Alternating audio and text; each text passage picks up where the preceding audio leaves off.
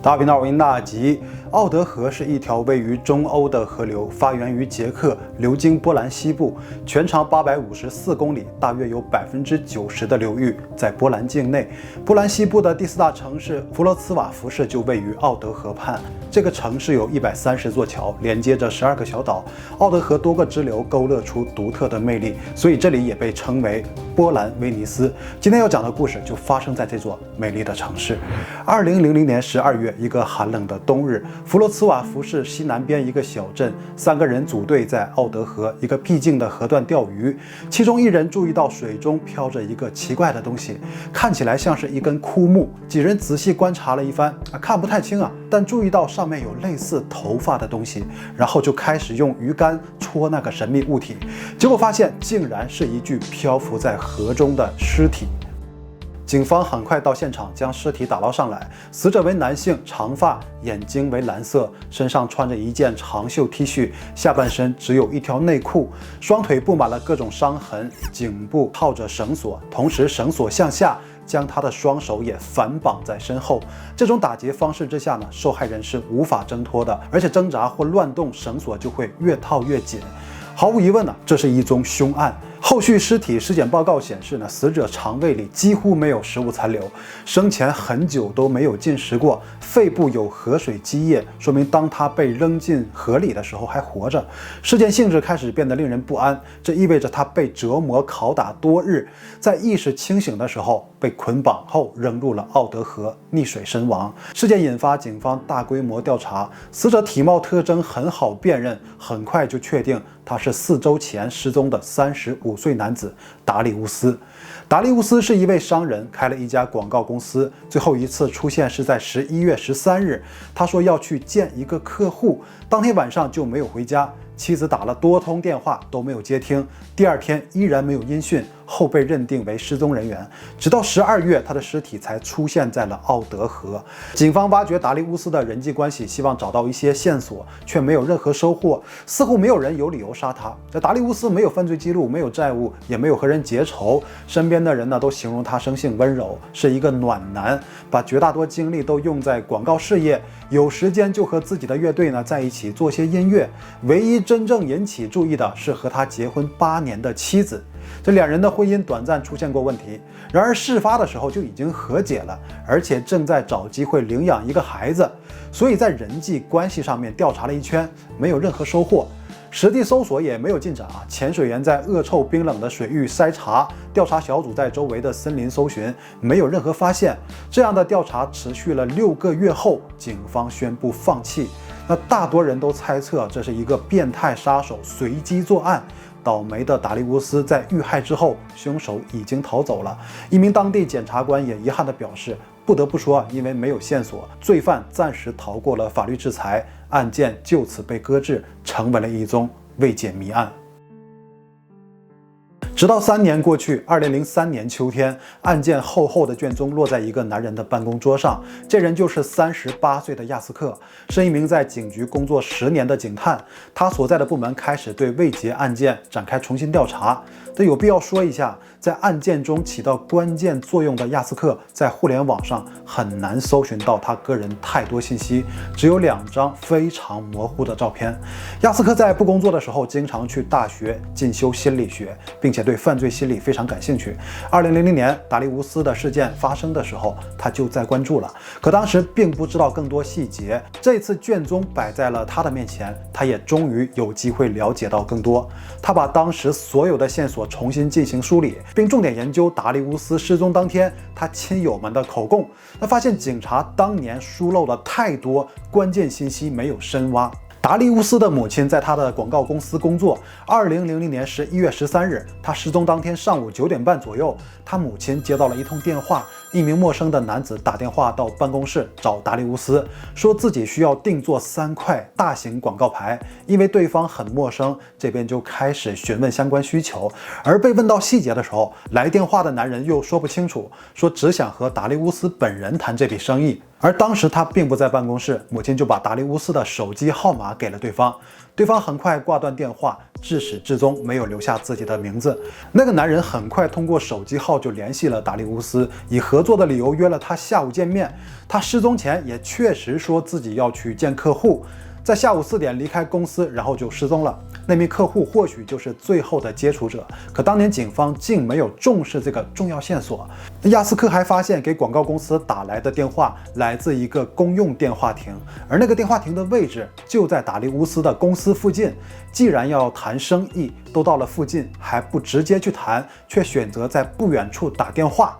这就很可疑。那还有就是达利乌斯每次去见客户都会开车，但这次他失踪，车却一直停在公司，也就是刚刚出去可能就碰见了什么人，然后是跟着对方离开的。从这里亚斯克就意识到，达利乌斯遇害不是随机作案，而是目标很明确，凶手应该是怀着某种目的故意接近达利乌斯。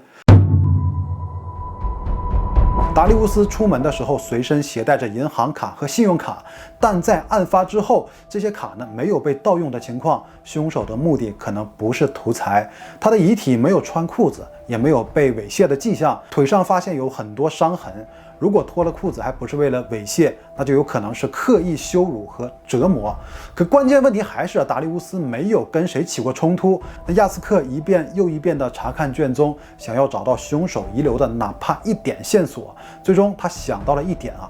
达利乌斯生前接到了陌生男人的电话。案发后呢，警方的思路都是想找到电话另一边的陌生男子，那花费了大量的精力去查到底是谁用公用电话进行了联络，而达利乌斯接电话的手机却没有进行过追踪和定位。2000年的时候，相比于其他国家，波兰在电子通讯方面还很落后，技术还达不到。如果要追踪定位呢，需要很强的专业资源和资金投入，比如雇佣国外的通信专家来协助，那这个调查级别就太高了，因为警局并没有这种巨额的预算。那个时代背景下，一般的刑事案件，警方是不会考虑到这个方案的。而亚斯克本人呢，对这项技术早有耳闻，又经过几年发展呢，波兰的通信技术也升级，恰好他们所在的警局也聘请到了一位通信专家，所以这个时候再回看3年前的案件，就有了新的路可走。专家说可以先从手机服务商那儿找线索。那达利乌斯的手机号码从遇害后就没有再用过，就说明手机卡已经被扔掉了，所以通过号码无法查到定位。但还有另外的追踪方式，每台手机都有序列号，通过序列号也能查到手机的定位。那亚斯克马上从达利乌斯妻子那儿找来当时购买手机的收据，非常幸运，收据上面就有手机的序列号。那手机生产商顺利查出，在案发后那部手机还被别人使用过。最重要的是，他们查到在案发4天后，波兰的网络交易平台上出现了这部手机的出售信息，信息发布者的 ID 叫 Chris B7。在进一步调查，很快就锁定了登录者的真实身份。他的名字叫克里斯蒂安·巴拉，克里斯是他名字的缩写。30岁的克里斯是一名哲学系的博士，同样居住在弗罗茨瓦夫市。在上大学期间，克里斯被称为最聪明的学生之一，并且特别痴迷于后现代主义哲学。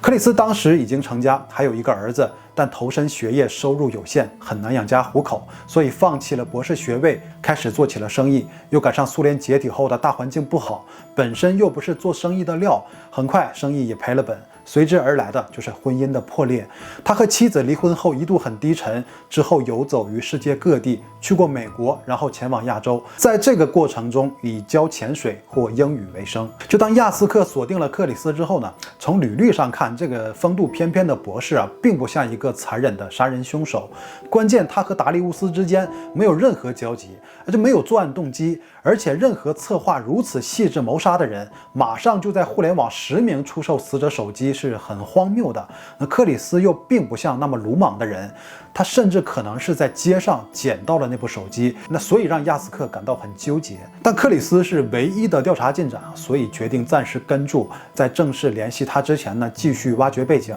也正是在这段时间里，有了惊人的发现。就在2003年，克里斯实现了他毕生的梦想，出版了一本名为《Amok》的小说，翻译过来就是杀人狂。封面是一头非常诡异的羚羊，书中写的是一个关于男主人公不断堕落、滥吸毒，又因为女友出轨，最终以谋杀女友而告终的故事。小说里面主人公的名字就叫克里斯，其中又加入了很多自己独特的哲学思想，比如真理、社会中的道德标准和规则只是一种幻觉，人们有权利凌驾于任何准则之上等等。他想表达的内容很模糊，所以非常的晦涩难懂。这本书在出版之后卖的并不好，很多书店都没有出售。亚斯克买到了一本开始阅读，可书里的内容却让他感到不安，因为克里斯把很多现实中发生在自己身上的事情写进了书里，比如和妻子分居、酗酒、生意失败、离婚，包括朋友因为酗酒闹事被捕。确实呢，有很多作者为了丰富作品的细节，会导入自己的生活片段进行艺术加工。可这本《Amok》里，主人公谋杀女友的很多片段都和达利乌斯案件中的细节有着诡异的重叠。比如克里斯谋杀他的女朋友时，他描述了捆绑受害人和打劫的方式和3年前的案件相同，事发后凶手又把杀人凶器放到网上出售等等。那亚斯克察觉到这个哲学博士的成分很复杂或许隐藏着不为人知的一面。在达利乌斯失踪1个月前，克里斯的网购浏览记录里有一本警察手册，里面有一部分内容是自缢而死和被他人勒死的区别。手册还描述了绳索的几种绑扎方式，和达利乌斯的完全相同。而克里斯颇具挑衅意味地把这些秘密都写进了小说里。于是亚斯克把这本小说就像破解谜题一样读了很多遍。他也把这本书当成是克里斯内心对那场谋杀案的自白。可光用小说内容和网购记录做证据肯定是不成立，还需要能够真正逮捕克里斯并提审的有效证据才行。可一时很难再有进展，所以就决定先抓住他问一下再说。2005年9月5日，案件发生5年之后，警方正式逮捕了克里斯。逮捕的理由是非法占有他人的财产就是他把别人的手机给卖了，然后一并审问关于案件的事宜。但正如亚斯克所想克里斯说手机是捡到的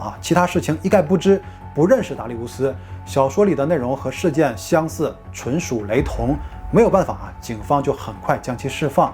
被释放之后，克里斯就开始在网上制造舆论，说自己因为艺术创作而被政府部门逮捕和打击，在审讯过程中遭到了警方的殴打和虐待。因为当时苏联解体所以很多艺术家因为创作遭到了政府打压，民众对他们所遭受的迫害深感同情，对艺术创作自由的呼吁是很强烈的。因此克里斯也是抓住了这个机会，公众就开始完全站在克里斯这边来抨击警方。亚斯克明白要把他绳之以法，必须收集足够的证据。在此前调查过程中，警方依法扣留了他的护照，那护照上面有很多签证，显示他去过的国家和具体往返时间。这里就又发现了疑点，因为波兰有一档很知名的罪案类节目，但也仅限于在波兰境内播放，国外是看不到的。那达利乌斯案件就被收录进了这档节目，当时节目组还在官网不断更新关于案件的最新进展。那亚斯克就发现节目组官网的那个案件板块不仅仅有国内的访问记录，还有在美国、日本、韩国等等好多国家的访问记录，而且访问的时间和克里斯护照上显示的出国时间是重合的。只要克里斯去了某个国家，那网站就会有来自这个国家的 IP 访问记录，而且是每一个国家都重合，那这个概率就非常小了。然后警方又在电话亭发现了问题，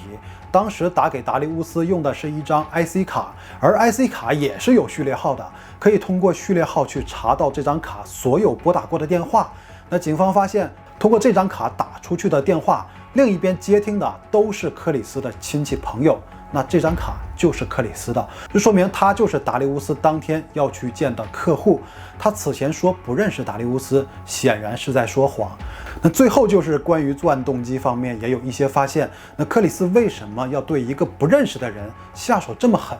那对克里斯的亲友和接触过的人进行调查，他的前妻说看过那本小说后感到阵阵后怕，因为克里斯把两人的生活大多都记录在里面，死者并不是自己但她相信前夫像小说里一样杀了人，因为他这个人脾气非常暴躁，而且有很强的控制欲，但他自己却多次婚内出轨啊。那在他的电脑中有一个文档啊，里面有他和70多名女性亲密接触的生动描述，和小说中克里斯的烂酒相对应。他经常跟别人打架，原因就是怀疑别人勾引他老婆。用他另一个朋友的话说，克里斯每次发狂的时候就像一个杀人狂，用的就是 Amok 这个词，也就是他的小说名字。而且他的朋友还透露了一件非常具体的事情。有一次克里斯在酒吧里觉得酒保在调戏他老婆，就要冲上去揍人家。当时他说了一句：我已经收拾了一个调戏我老婆的人啊。这个事情就发生在达利乌斯尸体被发现的几周后。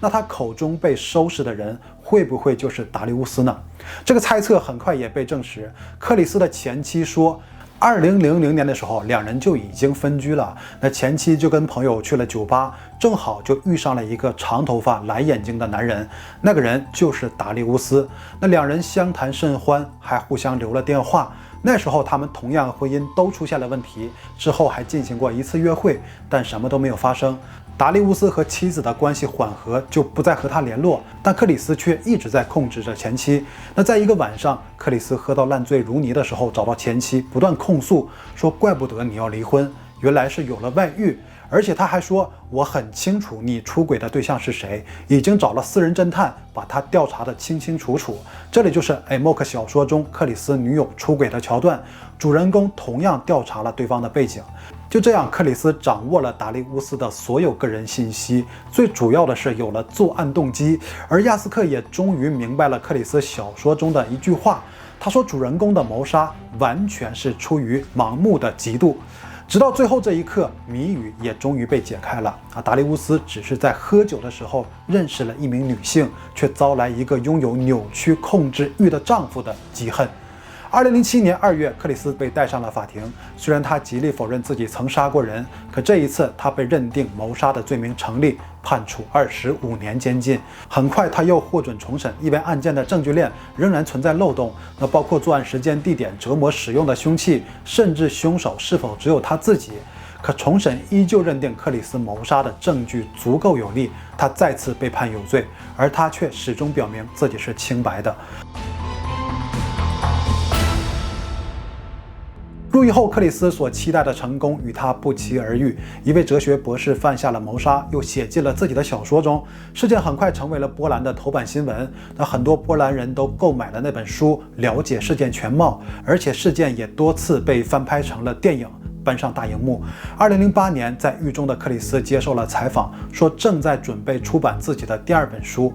他也向媒体坦言说新的作品将更加极端，更加精彩，而关于细节不愿意透露更多。警方曾对外公布，在克里斯入狱之前，在他的电脑中还发现了关于前妻新男友的个人信息，或许新的小说也和那个男人有关。可至今他的新作品始终没有任何进展，克里斯也依旧在监狱服刑。